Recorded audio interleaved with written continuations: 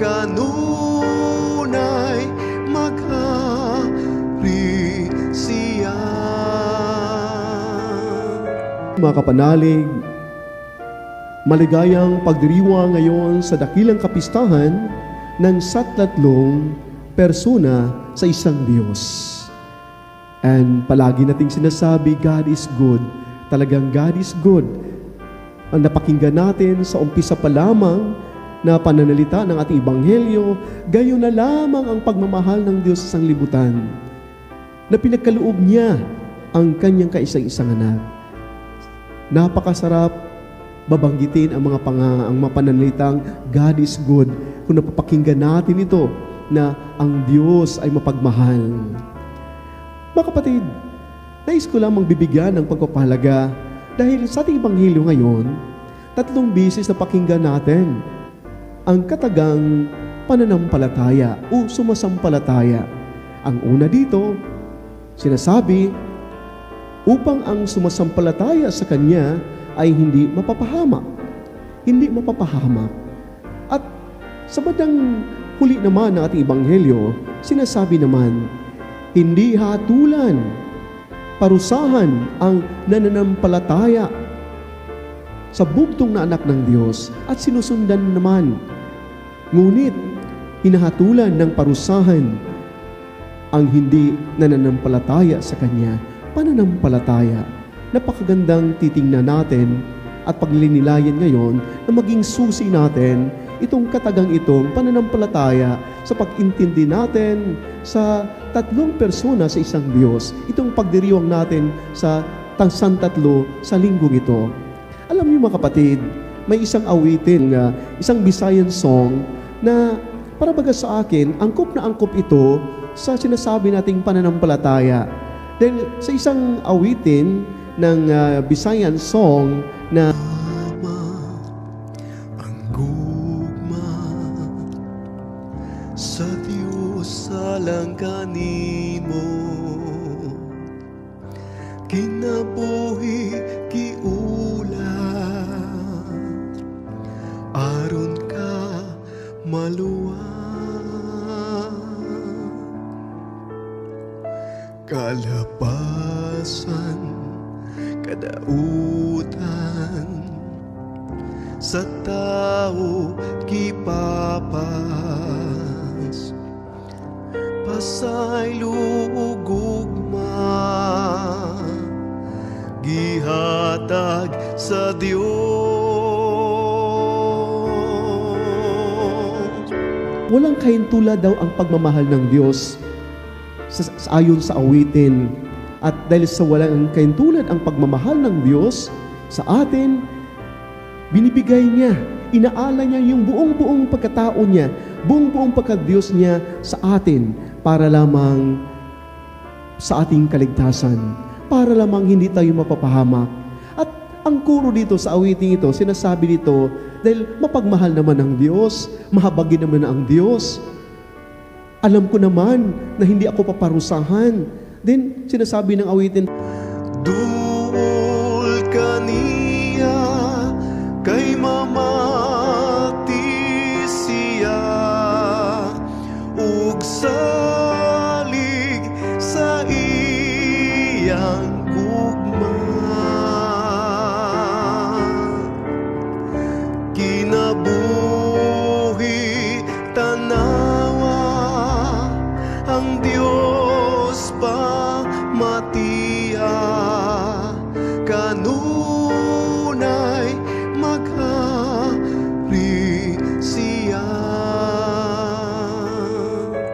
lalapit ako sa Kanya. Lalapit ako at makinig ako sa Kanya at sumunod ako sa Kanya. Makikita natin yung pananampalataya na napaka-active. Nasabi nga na St. Paul, at ito din po na mukang bibig na the late Pope Benedict, na our faith is a human response to the God who loves us first. Ng ating pananampalataya, isang tugon lamang sa isang Diyos na nagmamahal sa atin. So kung may unang nagmamahal sa atin, hindi tayo yun, kundi ang Panginoong Diyos. Ang ginagawa natin ngayon, kung ano man ang saan man tayo sa ating paglilingkod, ito ay tugon natin sa isang Diyos na nagmamahal sa atin. Tugon. Ang tanong dito ngayon, anong klaseng pananampalataya na mayroon tayo?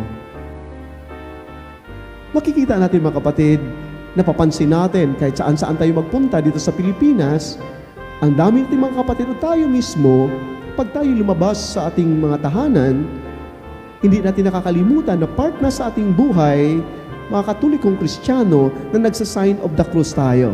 Sa ngalan ng Ama, ng Anak, at ng Espiritu Santo, at lumabas tayo sa bahay, papunta doon kung saan man tayo pupunta.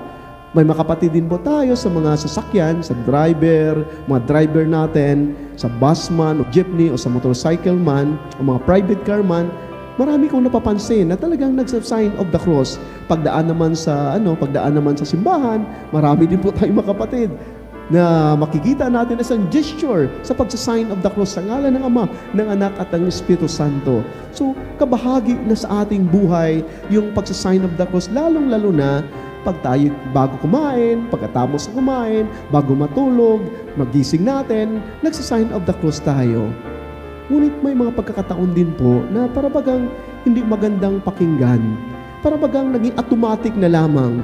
Parabagang ang pag-sign of the cross na parabaga siyang nagiging dekorasyon na lang sa buhay nating mga Katoliko Kristiyano. Bakit nasasabi ko yan?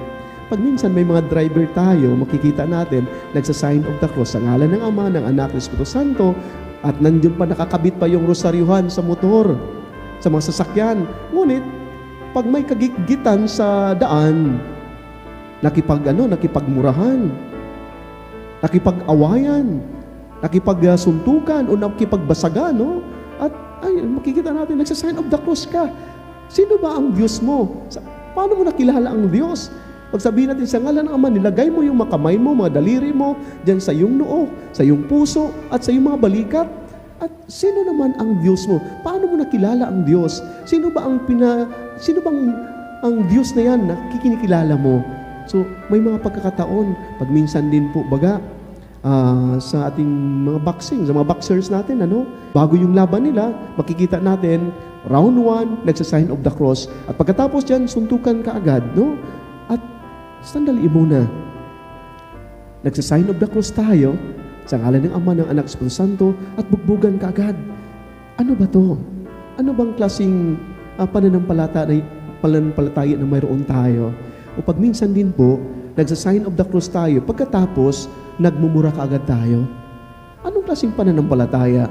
Maiba din po na pagtapos ng sign of the cross, ang ginagawa, nagchichismisan na sa ngalan ng Ama, ng Anak, ng Espiritu Santo, at sabihin, alam mo yung kapatid ko, alam mo yung kapitbahay ko, nagchichismisan tayo.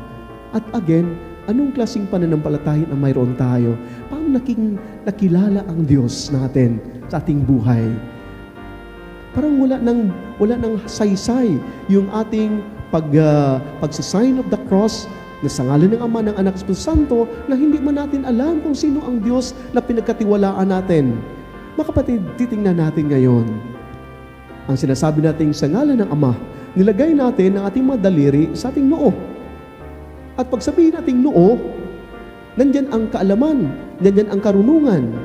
Pag nais nating malalaman yung isang bagay, pwede tayong magamit natin yung mga paa natin para humakbang. Pwede natin magamit yung mga kamay natin para mahawakan yung isang bagay.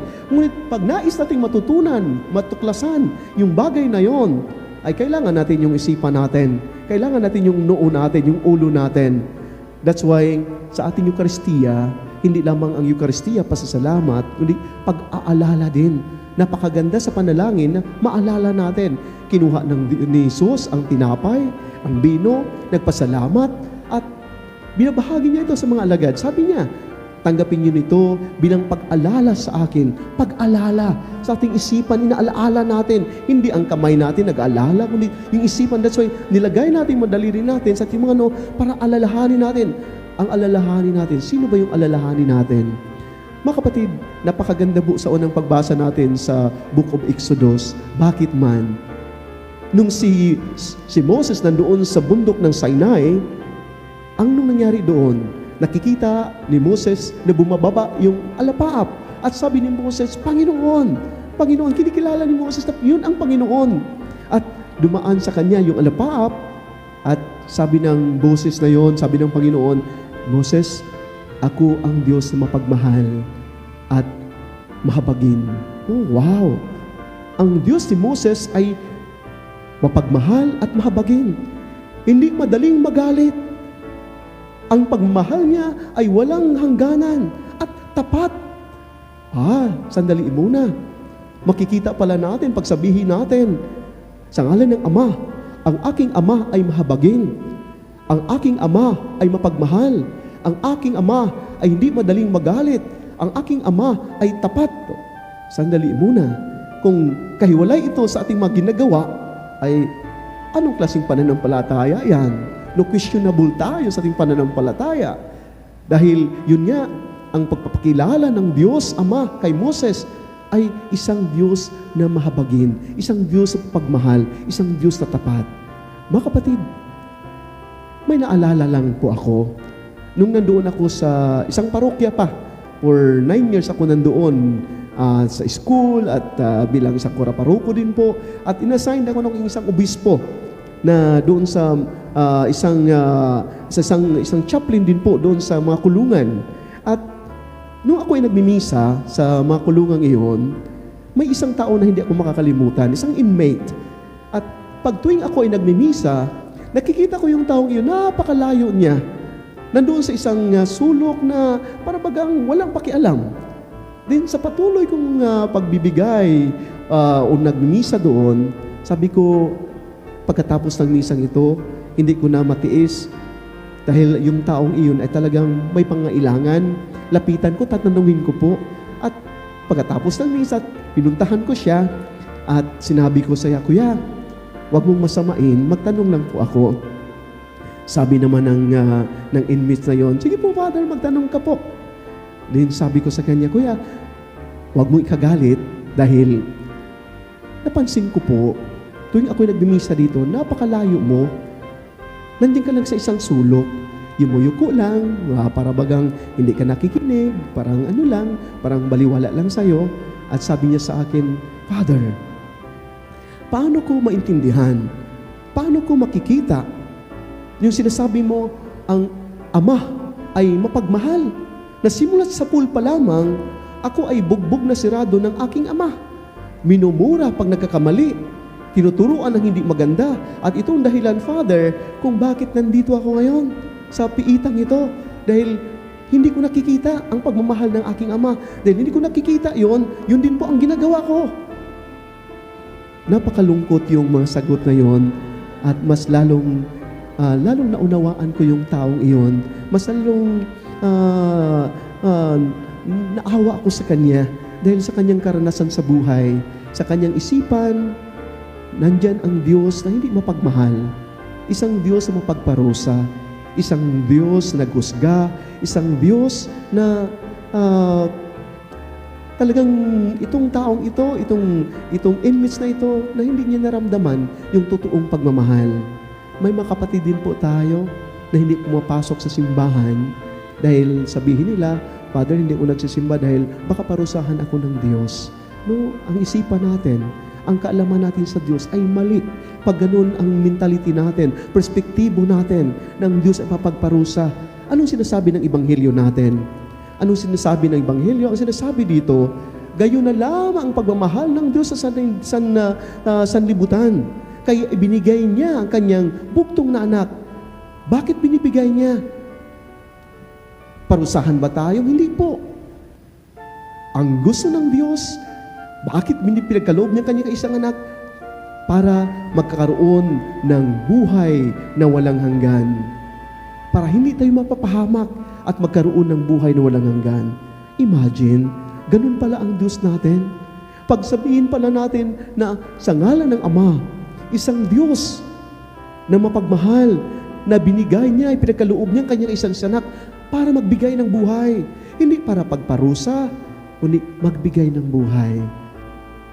Kung ganito ang ating mentality, kagaya ng isang awitin, na alam ko na ang Diyos mapagmahal, Duol kaniya kay mamati siya ug salin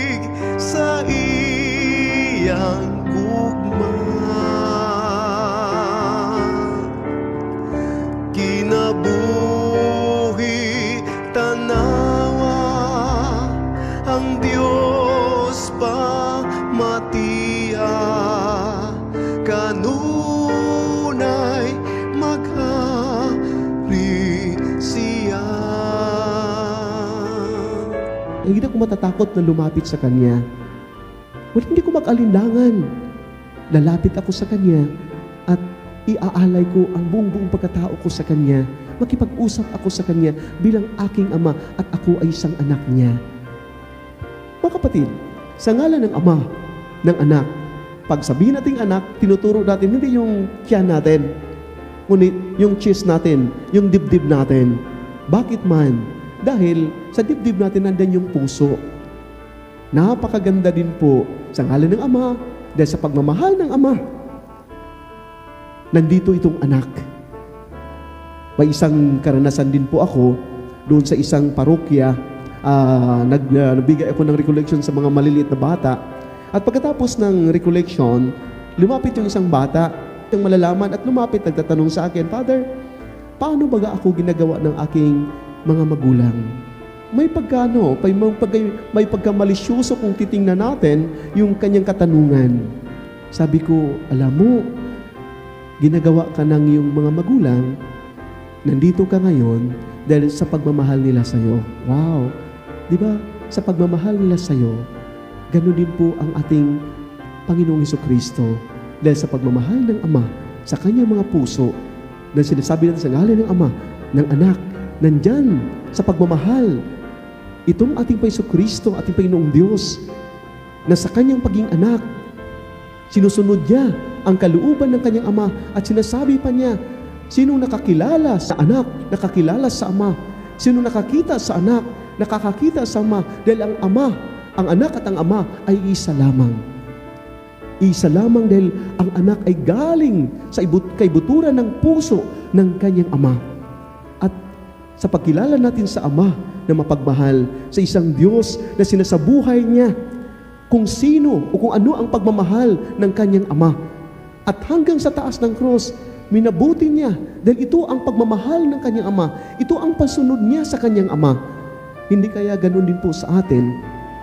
Ang tugon natin sa pagmamahal natin sa isang Diyos na unang nagmamahal sa atin ay yung pakipagrelasyon pala natin ng maayos.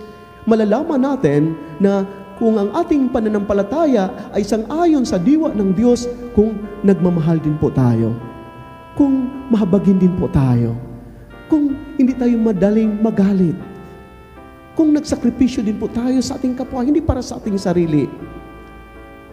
Napakaganda po mga kapatid at yung paging tapat natin sa ating mga tungkulin. At makikita natin ngayon ng Espiritu Santo, sinasabi dito sa ngalan ng Ama, ng Anak, Espiritu Santo. At napakasimbolik yon dahil sa pagitan dito ng Ama at ng Anak, nandito sa ating mga dibdib na namamagitan yung Espiritu Santo, ng Espiritu Santo. Anong sinasabi ng pangalawang pagbasa sa natin? Nakipag-isa sa pagkipag-isa ng Espiritu Santo. Ibig sabihin, nandoon yung unity na pakipag-isa. Yun baga na binibinyagan si Jesus sa Ilog Jordan, binibinyagan ni Juan Bautista, at pagbinyag nito, may isang boses na nagsabi, ito ang pinakamamahal kong anak. Ina-affirm ng Ama na ito ang pinakamamahal kong anak. At nakikita yung Espiritu Santo saan yung kalapati. Nagdudugtong, nakipag-isa, nagbigkis-bigkis ang Ama, Anak at Espiritu Santo. At makikita natin mga kapatid, sa Pentecostes, ang mga alagad nagtatago para bagang walang kabuhay-buhay na sila. Ngunit nandoon si Jesus, inahasik niya, sinasabi niya tanggapin yung Espiritu Santo. At yung Espiritu Santo yun ang nagpapalakas sa kanila. Binibigkis sila ng Espiritu Santo at ito ang nagpapalakas sa kanila. Lumalabas sila ngayon dahil alam nila na kasama nila ang Diyos. Alam nila na ang Diyos ay mapagmahal. Ang Diyos ay tapat sa kanyang sumpaan. Mga kapatid, ito din po ang challenge sa ating araw-araw na buhay. Ito din po ang nais ng ibabahagi sa ating pakipagrelasyon sa kapwa. Pag sabihin nating Trinity, yes, nandyan ang Ama, ang role ng Ama. Nandyan ang role ng Anak. Nandyan din po ang role ng Espiritu Santo. Ngunit hindi natin pwedeng paghiwalin. Isa lamang, isang community, isang pakipagrelasyon. At yung community sa wikang Latin, dalawang bagay yon, dalawang salita, cum at unity. Pag sabihin natin unity, nagkakaisa, cum is with, ibig sabihin, ikaw ay makipag-isa sa isang grupo, isang sambayanan. Ngunit ang unang-unang nakipag-isa sa atin, hindi tayo. Ang unang-unang nakipag-isa sa atin, hindi man tayo karapat-dapat, kundi ang Diyos.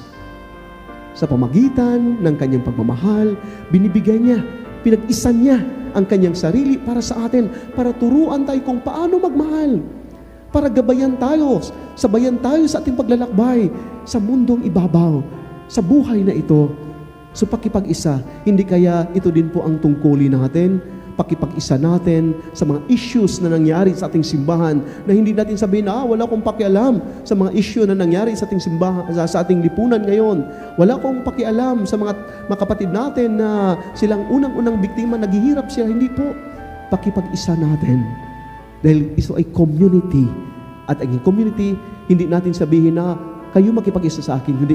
Tayo'y humakbang. Kagaya ng Diyos, ito lamang ang ginagawa natin isang tugon sa pagmamahal ng Diyos na nakipag-isa sa atin. Mga kapatid, pagpalain nawa tayo ng Diyos.